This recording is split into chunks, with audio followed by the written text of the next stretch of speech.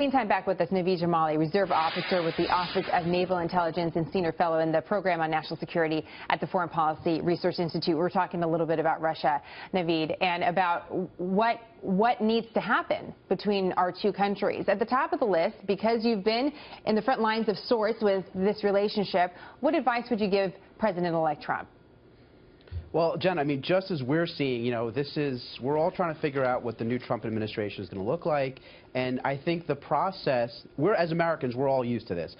The Russians, not so much. They don't have a peaceful transition of power. So I think they're looking at this, and a lot of countries are too, and thinking, how can we take advantage of this? So it's a very important thing, and as President Obama is doing, to express unity and to show strength in our transition, and to show that, in fact, President Trump will be the president. I think that to us it seems like a foregone conclusion, but perhaps to our foreign frenemies, as it were, that may not be the case. Now, in the case of Russia, I'm going to be bold. Look, Russia, Putin has come out and said some nice words, but it's all about actions. And I think perhaps one of the gestures that Mr. Putin could do that would perhaps go a long way in terms of setting our relations in a different velocity would be to return Edward Snowden. I don't think that whether you're a Democrat or Republican, you can agree that he broke the law.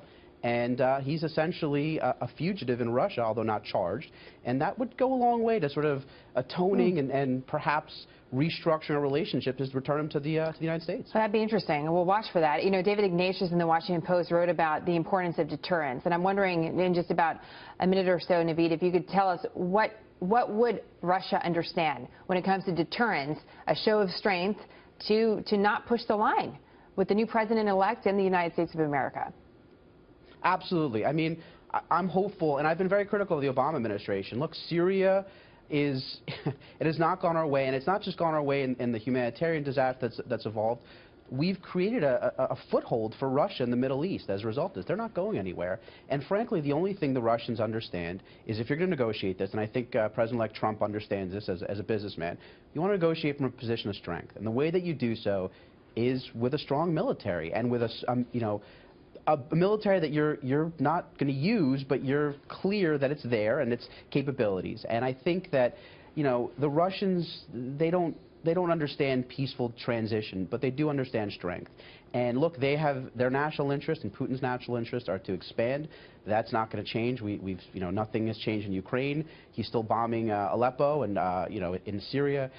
There is no change. So until they think that we are serious, until they realize that we are in fact a strong country, I don't think you're going to see the tenor of what Putin comes out of his mouth might change, but his actions certainly aren't. Naveed, great to have you on the program. Thanks for rolling with us with that breaking news. Appreciate it.